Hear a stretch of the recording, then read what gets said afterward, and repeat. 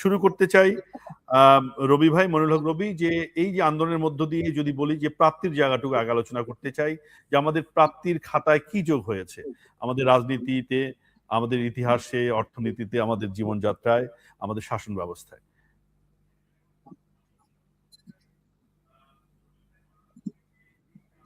জি,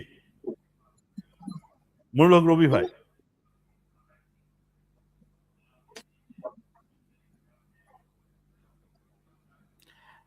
রবি ভাই কি শুনতে পাচ্ছি না, আপনি সম্ভবত মিউট হয়ে গিয়েছেন।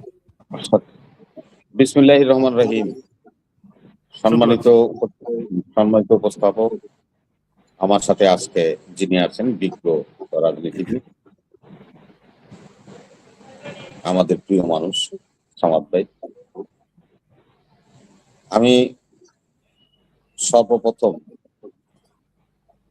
আমাদের এই জুলাই আন্দোলনের দ্বিতীয় বর্ষের কুশলগ্নে যারা প্রাণ দিয়েছিল আমাদের জন্য, কথা বলার অধিকারের জন্য, আমাদের সকলকে নিরাপত্তা, সুখ ও শান্তি দেওয়ার জন্য, সেই সমস্ত বীর শহীদদের প্রতি আমি শ্রদ্ধা জানাচ্ছি। যারা আমাদের জন্য আন্দোলন করতে যে হাত হারিয়েছেন, চোখ হারিয়েছেন, বিকলাঙ্গ হয়ে দুর্বিষহ জীবনযাপন করছেন, সেই সমস্ত বন্ধুদেরকে, সেই সমস্ত বীরদেরকে আমি স্যালুট জানাই। আবার আজকে স্মরণ করছি আমি এই পৃথিবীব্যাপী একজন বিশেষ ব্যক্তি, আমরা সবাই জানি, আয়াতুল্লাহ আলী খামেনি সাহেব। তার অন্ত্যেষ্টিক্রিয়া চলছে।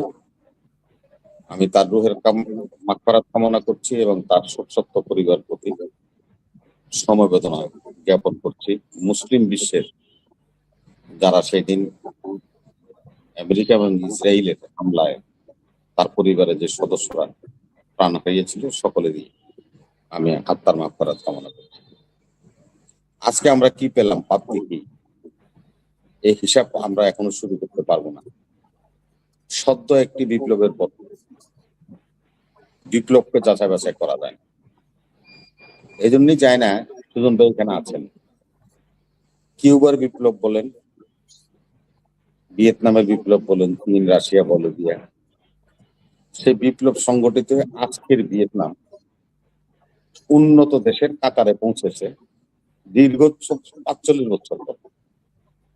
বিপ্লব শুধু চোখে দেখলেই হবে না, তার বাস্তবায়ন করতে হলে সময়, জ্ঞান এবং আমাদের সকলের আন্তরিকতার প্রয়োজন। আমরা যদি জুলাই বিপ্লবের প্রাপ্তির কথা বলি, তাহলে আমরা একটি গণতান্ত্রিক সরকার পেয়েছি, যে সরকারের মাধ্যমে এখন আমাদের রাষ্ট্র পরিচালিত। যদি জুলাই বিপ্লবকে আমি মাইলফলক হিসেবে ধরি, তাহলে আগে যেভাবে অন্যায় অত্যাচার হতো, নির্যাতন হতো, খুন হতো, গাইবি মামলা হতো, মানুষ একটা অংশ নিরাপত্তাহীনতা দিত, আজকে আমার কাছে মনে হয় সেই জগদ্দল পাথরের মতো বসে থাকায় স্বৈরাচার আজ আমাদের মাঝে নেই। সেহেতু নাগরিকরা তার স্বাচ্ছন্দ্য ভাবে আমরা আমাদের জীবনযাপন করতে পারছি। এই বিপ্লব শুধু বিপ্লব নয়, 1971 সালেও রক্ত দিতে হয়েছিল পরাধীনতার শৃঙ্খল ভেঙে মুক্ত স্বাধীন একটি দেশের জন্য। সেদিন আমরা কি পেয়েছিলাম? ভূখণ্ড পেয়েছিলাম, পতাকা পেয়েছিলাম, স্বাধীন সার্বভৌম একটি রাষ্ট্রের স্বীকৃতি পেয়েছিলাম।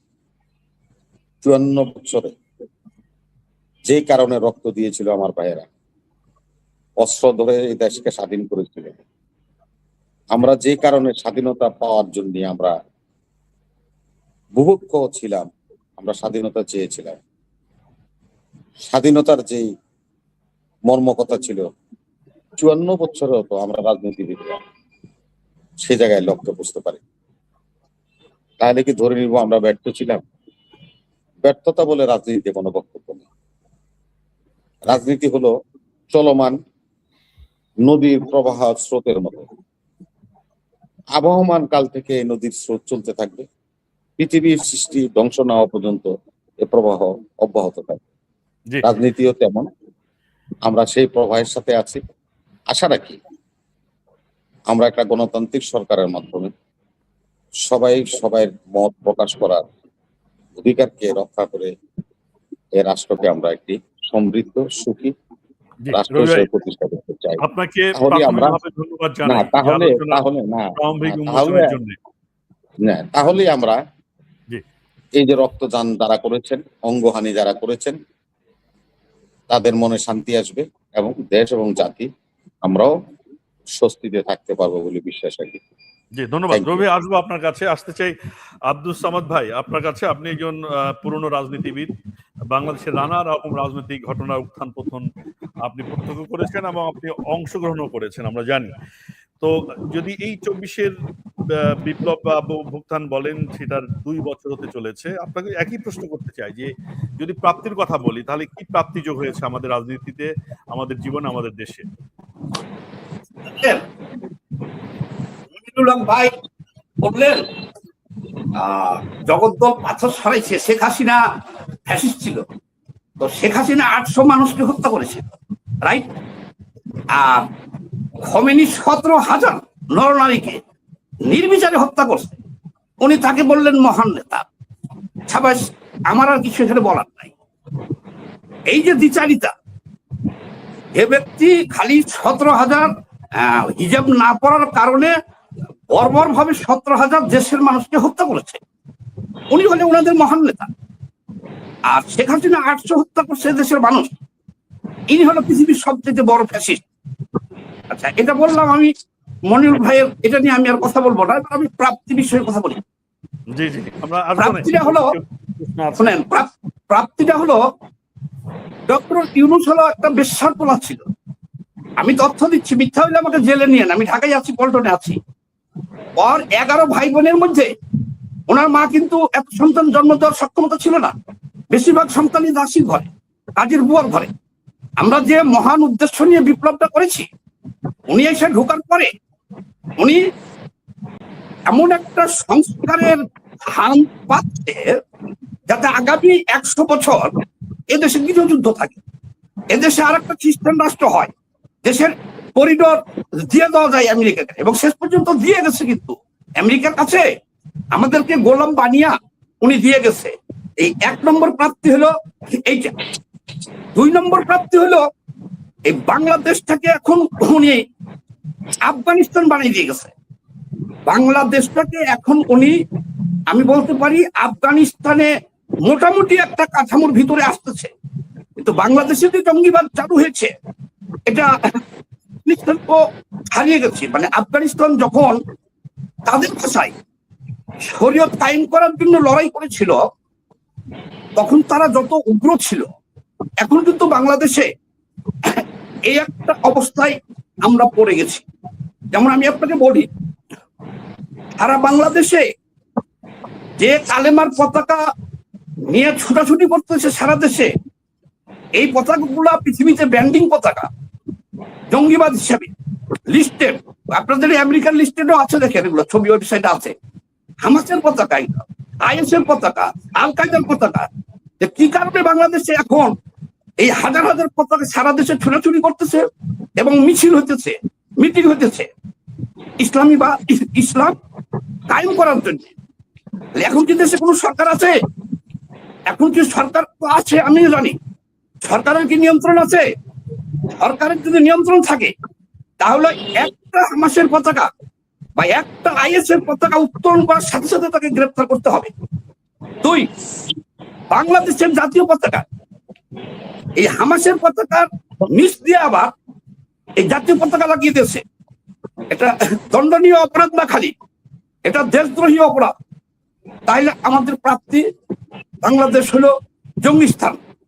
3 নম্বর প্রাপ্তি হলো এই বাংলাদেশটাকে ডক্টর ইউনূস এটা বেশ্যা স্থান বানিয়ে দিচ্ছে। বেশ্যা স্থান হলো কি, যে সমস্ত ছেলে পেলে মহান উদ্দেশ্যে এই বিপ্লবের সামনের সাহায্যে ছিল, ডক্টর ইউনূস তাদেরকে কাছে ডেকে নিয়ে অনৈতিক সুবিধা দিয়ে তাদেরকে হাজার হাজার কোটি টাকার মালিক করে দিয়েছে। হাজার হাজার কোটি টাকা লুটপাটের সুযোগ দেওয়ার পরে সারা দেশে এইসব ছেলে পেলে এমন সব অনৈতিক কার্যক্রম করছে যে আপনাকে ভাষায় বলা যাবে না। যেমন আমি আপনাকে বলি, এই যে সবাই সারা দেশে এখন বলতেছে জুলাই চুদি কেন বলতেছে? পীর ইয়ামিনী মার্কেটে বিএনপির যে নেতা, আমাদেরই এক ভাই ছিল চৌধুরী আলম, তাকে গুম করা হয়েছে। পীর ইয়ামিনী মার্কেটটা সে করছিল।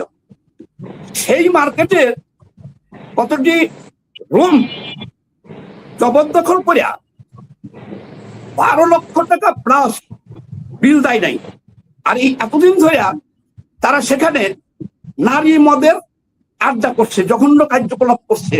কিন্তু দেখেন, ওনারা শুধু বলতে পারছে একটাই কারণে, ওটা কিন্তু চৌধুরী আলমের হোটেল।